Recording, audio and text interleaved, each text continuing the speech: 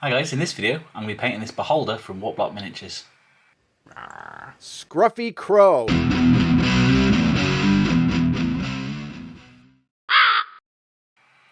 Okay, so this guy was printed at 0.02, so it was a long print, but I think he's come out really nicely. I've done a bit of work, I've cleaned up all the supports, so we had a lot of supports on the back for instance. But I think I've done quite a good job there, he looks nice and smooth. Just popped him on a base with a bit of just sand and some gravel. And we've given him a undercoat of Halford's Grey. You'd be hard pressed to challenge anyone to spot a mould line in this guy now. He was printed at quite a high resolution, and then with the spray coat on as well. He looks as smooth and fresh as any other resin miniature I've laid my hands on. So we're going to start off with some Mephiston Red. I know red's a kind of traditional colour for these guys. I'm not trying to break any conventions here, I just want a nice simply painted model. So this is one I've got thinned down in the pot, and I'm going to use a nice big makeup brush to get this in all the nooks and crannies. So one difference with painting this guy that I have noticed already, that I wouldn't get normally, is that these sort of nooks and crannies under his tentacles and in his mouth and stuff. So this was all printed as one piece, but it almost feels like a multi-part mini, because you could never get away with these sort of deep cuts if you were casting this as a resin model. The molds just wouldn't take it, you'd just be pulling chunks of rubber out with something like that. But because there's literally no limit to the depth on these, this could, one of these little holes under his tentacles here could go right through to the centre of the model, because obviously the way it was printed wouldn't stop that. So in general there's just sort of deeper holes than you'd find on a resin model, which is just a little challenge I noticed when I was trying to paint this guy. I've also noticed there's this kind of velvety sheen. I still don't think you can see the layer lines really, but while this is sort of a bit wet, there is that sort of velvety sheen, which if you look at something that was printed with much more obvious layer lines, this was printed at 0.1, you kind of get that sort of there, look on the top of the roof there, you get that same kind of sheen as the light hits the layer lines at different times. So I think once this is painted, you're not even going to see that. It's only that it's obviously a little bit damp at the moment, that first layer of paint. Okay, so this has had a wash all over to sort of shade that red a little bit, but I didn't want it to look too dirty or grubby, so I did want it to get into these cracks, sort of make them stand out a little bit more. So instead of using my normal sort of Agrax Earth shade, I went for some of this Army Painter Soft Tone, which I think has sort of shaded it nicely without it being too obvious. Okay, so I've re-highlighted with the Mephiston Red, and then on the lips and the arse I've gone in with some Corn Red, which is a bit pinkier, and then mix that with a dab of Flayed One Flesh to go even pinkier, and highlighted that again. So we've got the sort of bright red to a fleshier to pink, and I think I'm going to call that back bit kind of done, because that kind of looks disgusting enough. And same with the lips, I don't want them to be too comically pink, but I do want them to be a slightly different colour to the rest of his face. The tongue, I am going to go more pink than that, so I'm going to start by undercoating with about 50-50 Corn Red and Flayed One Flesh to get this, to get a brighter pink than we had on the lips, hopefully. I'm trying to get into all the nooks and crannies, so showing none of the Mephiston or Corn Red underneath, like that. And then we're going to take that up a notch with a bit more of the Flayed One Flesh. I'm going to go, pretend the lights are coming straight down, so we're going to put that across this top edge. Sort of differentiate the two sides of the tongue a little bit.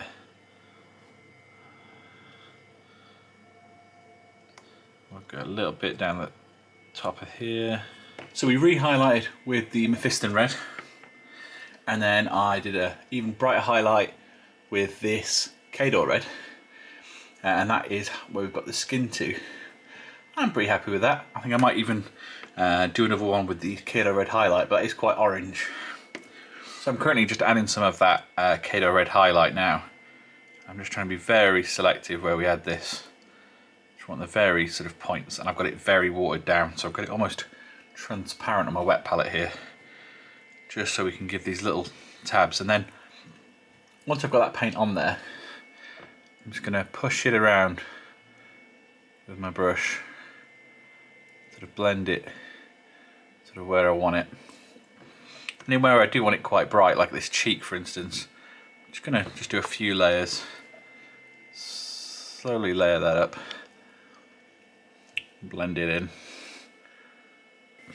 Next up, I'm going to take some of this Menoth white base. I'm going to use this on the teeth. Initially I'm just going to fill in each of these tooth areas with this, blocking it out, getting in all the cracks and everything. Something a bit like that. It's already coming alive a little bit, every colour I add here.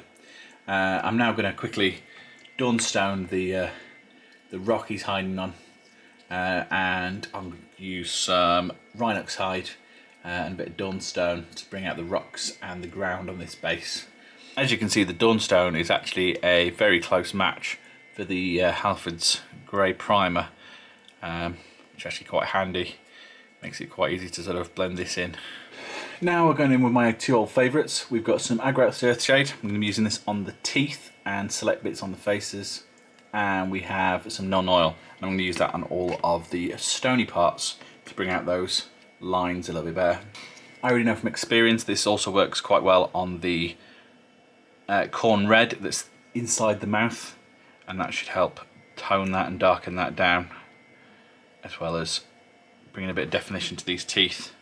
On the face, I'm just using it in a couple of these creases. I said I only used the soft tone before, but there's a couple of these that I really want to get a bit darker inside the eye here. I want to be able to edge that. These sort of crow's feet around the edge here, darken those down a little bit.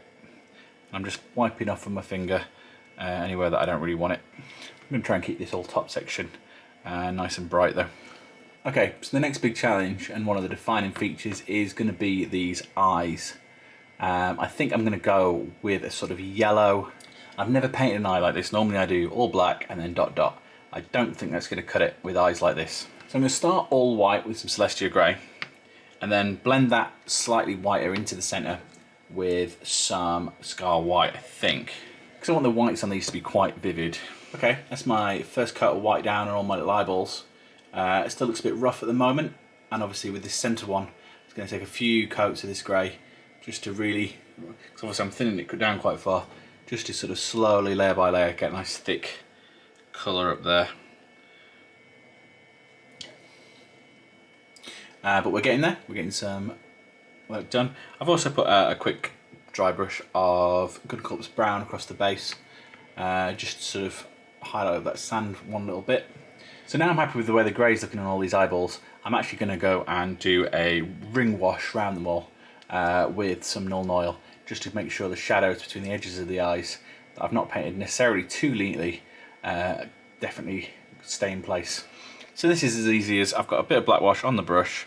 I'm just going to get that round the edges, and then where it's got onto the pupil, just wiping that off. And that neatens up the edges for me and gives me that little black rim that I want. It's a bit of a cartoony look, but then it's quite a cartoony sort of mini, so I'm quite happy. Now it's time for the white scar. I'm thinning this down quite a bit, and we're going for sort of the centre 75% say of the eyes with this. Anywhere where the line between the two, the grey and the white, is a bit too pronounced, I'm just going to go in with a little bit of water on my brush and sort of merge them together until we've got something like that. Pretty happy about the first coat. So I've just highlighted the teeth on the edges with a bit of this Menoth white highlight, just on the very tips and any sharp edges, just try and make them look a bit sharper and more worn, and I think that's worked quite nicely. Still trying to make the majority of them that sort of more yellowed colour though. Okay, so I have got the eyes all nice and white, and now I'm going to try and paint in a pupil. I'm going to start with this orange. Now this is the same orange I used to highlight some of the skin, so hopefully it won't be too similar. And I'm going to draw a sort of circle, and then I'm going to use some of this yellow base paint, and I'm going to paint some lines sort of radiating from the centre. Okay, that's not I'm also going to use some of the Mephiston red, so we're using a lot of the similar colours we used on the body. And I'm going to do the same sort of thing. We're going to draw some lines sort of radiating off. And I'm going to draw a bit of an outline. Not a complete one. Just a bit of something. Go back in with a bit of that yellow. Until we've got a sort of general stripy texture like that. And now I'm going to go with the pure black. I'm going to do a stripe from top to almost the bottom. Fatten that out. There we go. I think I'm just going to go back in with a bit of this white. And we're just going to tidy around the edge there. So yeah, I think I'm happy with that. So I'm basically going to copy that, but on a smaller scale with slightly less detail on all the rest of the eyes. Okay, that was actually quite fun to do. So there's all my eyeballs done. I've also put a little bit of the ivory colour on the sand on the base. And dry brush the rock with a little bit of light grey. Just going to repaint that base edge now as well. And we're pretty much done. Finishing touch. I know it's a bit of a cheat, but we've got some Games Workshop hard coat, and unlike most models, I'm going to use this quite liberally. I'm going to get this tongue with it, and the big eye, and all the little eyes. And after a little bit of grass, a couple of tufts, and a light sprinkling with some Italian herbs, I'm going to call the base done as well. All in all, I'm really happy with the way it came out. This is my first sort of full-size print that I've done. I've painted. I don't think you'd know that that was a print and not a resin cast, no matter how hard you looked. So if you like the look of this guy, check out Warploque's digital miniatures. There'll be a link in the description. And that's all for this video. Please let me know what you thought down in the comments. Maybe subscribe for more. And as ever, thanks for watching. Bye.